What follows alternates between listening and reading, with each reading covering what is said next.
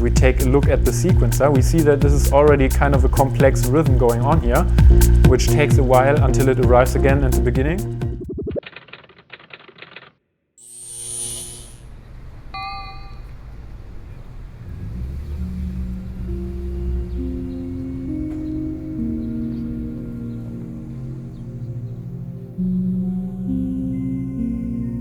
What is up? Felix Flair here. I'm back with another video for the Thomann synthesizer channel, and I don't know about you, but for me as a dance music producer, one of the things I miss the most right now obviously are the nightclubs, and not because I'm particularly fond of socializing, but rather because for a lot of the music I create, they are really by far the most ideal listening scenario. And even though I'm afraid it's going to take a bit more time before these spaces finally open again, today I'll try to remember what it's like and create some techno music. And there are even two special occasions to do so. On the one hand, I'm going to try out a new instrument, which I'm very excited about. And on the other hand, I got asked to do a remix for one of my favorite artists. The instrument I'm speaking about is the new Moog Subharmonicon, and the artist I'm speaking about is no one else but acclaimed British house and techno producer Ed Davenport, also known as Inland. And yeah, maybe to first start this off with this new Moog Subharmonicon here. The reason I find this so interesting was because it's actually inspired by two very early electronic instruments, namely the Rhythmicon, which was an instrument that generated complex polyrhythms, and the Trautonium, which was an instrument which dealt with subharmonics. And in case you don't know what subharmonics are, you need to know most sounds in nature and also for most acoustic instruments don't just have a fundamental frequency, like for example when you say this is the most dominant frequency in a sound, this is a C, this is a D, this is a G sharp, etc. There's not only this fundamental frequency, but above there's also always harmonics or overtones. And subharmonics, which don't really happen in nature, are essentially undertones. So sounds that are in a specific mathematical ratio to the fundamental frequency, but not above the sound, but below it. And yeah, the Trautonium created these subharmonics, and now the Subharmonicon, as the name suggests, also does that with the help of 4 sub-oscillators below the 2 main oscillators. And yeah, I prepared a little sequence here to explain this to you, or show it to you. Let's start with one sequence, so we don't start with the polyrhythm, but just one rhythm.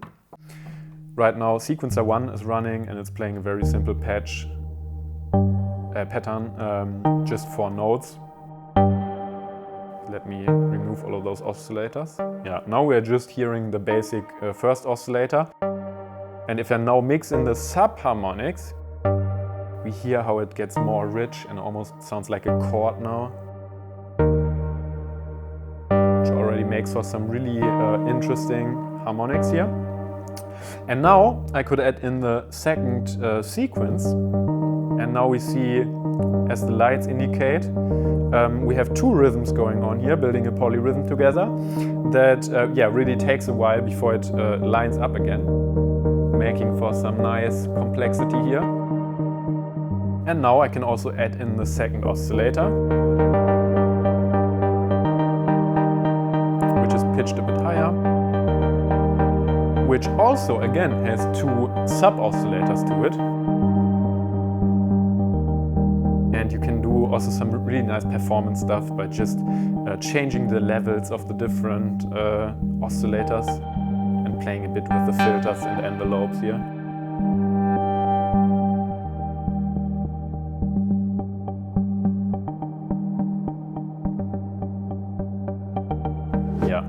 And I think it's super interesting because, of course, you could theoretically do all of this with software synthesizers or maybe some other synthesizers that you sequence with the computer and stuff like that.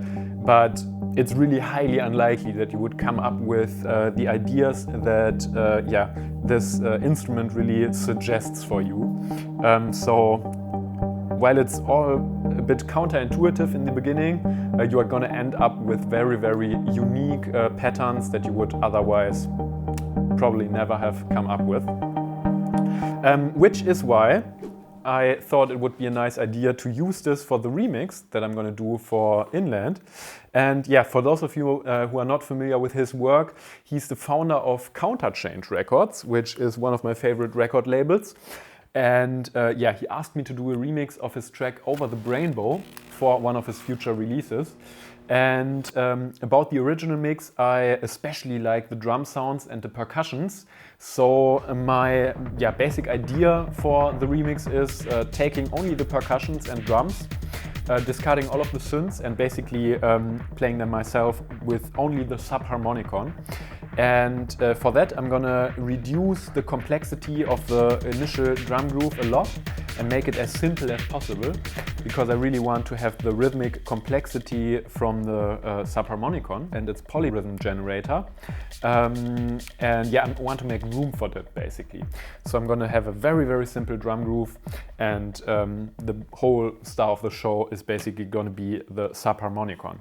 And why I'm so intrigued about the idea of polyrhythms in techno is because if you do it right, they can have a very interesting effect on the listener.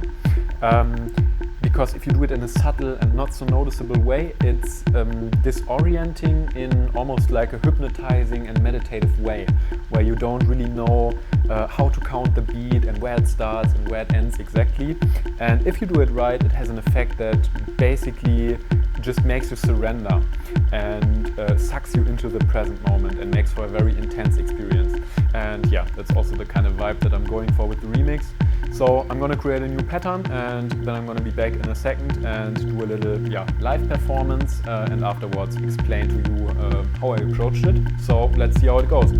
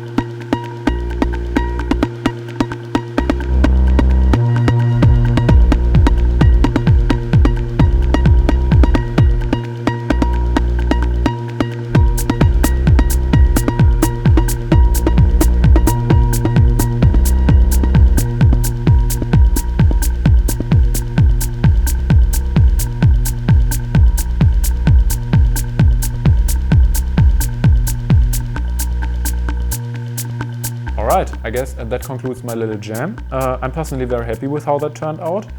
Of course, this is not going to be the final end result for the remix, but since I did a multi-track recording of all of the individual stems, I think I have more than enough audio material to work with to, with some audio editing, create a very pleasing end result. So let's go over all of the individual pieces of gear that I used. Of course, here the APC only controls Ableton, it's just a MIDI controller, and the sounds that I have in here are actually the original stems from the original mix. However, I only used the drum and percussion samples, like for example this kick drum, these two percussions, and these three hi-hat kind of layers here. And I didn't change them drastically. I changed the tempo and the pitch and some details about it, but all in all it's very much still the original groove that I'm working with here.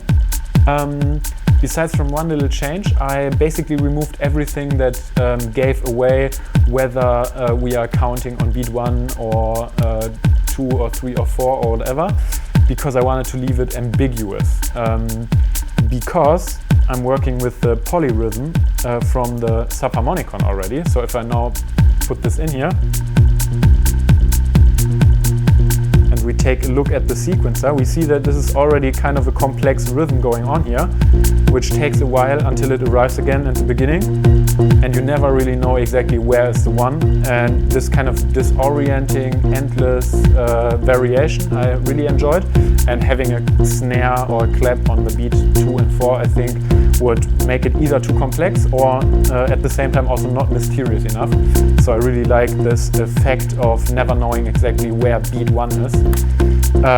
Also, yeah, when the kick drum goes out and you cannot really expect on which beat it's going to come in, and I really always like these moments where when the drum comes in, you suddenly recontextualize the whole groove in your mind, because you didn't expect the drum to come in at this particular moment. And yeah, the Subharmonicon with its polyrhythm generator is really the perfect device to create these patterns for that. So, regarding the oscillators, the main thing that we're hearing, the main substance I think, is the sub oscillator 1. And we have this very detuned kind of sound from the main oscillator 1. And I'm also playing around a bit with the main oscillator 2 and sub oscillator 2. But the whole substance comes mainly from the first oscillator and sub oscillator.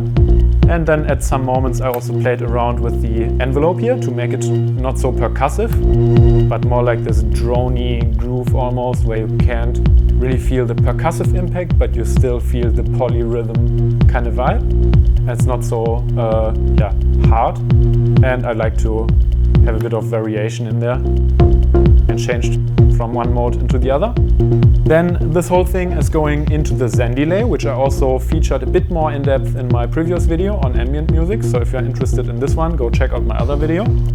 I didn't really use it as a delay here, with a very, very short delay time. So all I did really was having this kind of effect layer here, this additional abstract resonance, whatever, and using also a bit from the drive that is built in here, which also sounds really nice.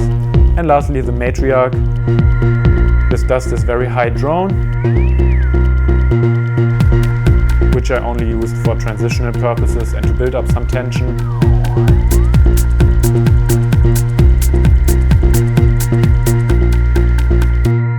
Alright, I guess that's it from my side for today. In case you have any unanswered questions, feel free to let me know in the comments, and I'll try to answer every single one of them. And besides from that, hope to see you next time. Peace out.